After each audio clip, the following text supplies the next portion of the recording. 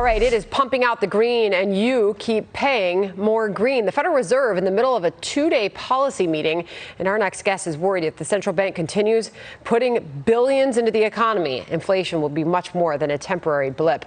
Let's get the read from Pennsylvania Republican Senator and ranking member of the Banking Committee, Pat Toomey. Sir, thanks for joining us. So what is your biggest concern as Americans are clearly, at least for now, paying a lot more for everyday items in our lives?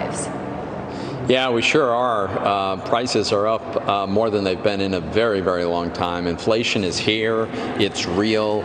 On an annualized basis, the first 6 months of this year, inflation ran over 7%. And that's painful. That's a lot higher than the rate at which people's wages are growing. So people are falling further behind.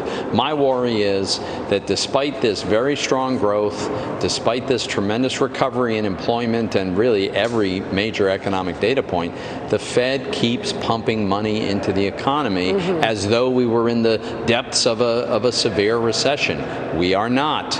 Money supply has grown so much, and too many dollars chasing too few goods is exactly the recipe for inflation.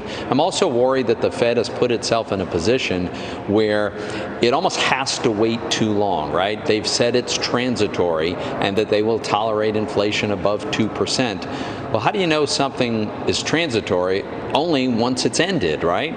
So you've got to wait to see if it ends, and by then the genie could be out of the bottle. So I'm concerned about where the Fed has positioned itself. I think your point about wages is a good one, because it seems the administration, while saying these higher prices are only temporary, they do point to wages going up as a positive sign for the economy. But if we're making more money and spending more money, it really crosses each other out and doesn't do anybody any good. But while it's the price of everything in our everyday lives going up, like food and fuel, we're also talking a lot about the real estate market, right? Everyone across America can look around as homeowners and say, well, there is a real estate boom that is happening.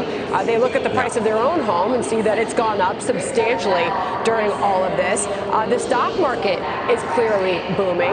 So one has to ask themselves, why does the Fed continue to pump all this money into a system and have this zero interest rate free money environment? When you see this happening, are you concerned that we're looking at either a housing or a stock market bubble, sir? I hate to use the word bubble, but there's no doubt in my mind that the tremendous rise in asset prices across all kinds of categories, commodities, real estate, stocks, other categories, it's certainly related to the massive amount of money that the Fed has pumped into the economy. Housing is a great example. If you have a house, it feels good, right? The house seems to be worth more. But what if you don't? What about someone who's looking to be a first-time home buyer and they just discovered in June prices were up 24%. 24% over the previous year. Right. Nobody's getting wage increases of 24%. So it's making housing unaffordable for people. And yet, despite that, the Fed is still buying mortgage-backed securities, which drive down the cost of mortgages and drive up the price of real estate. And for so many Americans, their home is their largest asset. So it's important to talk about where it's going next. I want to ask you about this brand new CDC guidance. The guidance now for some Americans to mask up if they are in areas where there's a high infection rate or a low vaccination rate in some cases. Senator, nobody wants to go backwards here. It's painful to even think about it. But in some cases, the CDC says that will be necessary. What is your concern with this new guidance as it pertains to the economy and possible shutdowns? So what my concern is, what do we know for sure about the vaccine? We know if you have been vaccinated, then there is virtually zero chance that you will die or get seriously ill from COVID. There's a small chance you might test positive, but you're not going to die, you're not going to get seriously ill.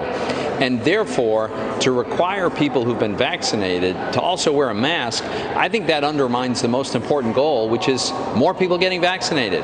We need as many people as possible to get vaccinated, but if the message is, even after being vaccinated, you're going to have to wear a mask, we're going to discourage progress on vaccination. So I'm not at all sold by this idea that vaccinated people should have to wear masks. We've spoken with several doctors since this new guidance came out and just before it who have shared with that concern about this disincentive then for those unvaccinated to get vaccinated if they still have to mask up. Real quick, do you see possible shutdowns in the future based on this Delta variant? Oh, I sure hope not. That would be a massive mistake. That would be a terrible mistake. We shouldn't do it. We shouldn't have done the shutdowns anything like we did last year, but at least then we didn't know better, at least not initially. But no, there's no justification for repeating that mistake. Senator Pat Toomey from Pennsylvania. Appreciate it, sir. Thank you. Thanks for having me. All right.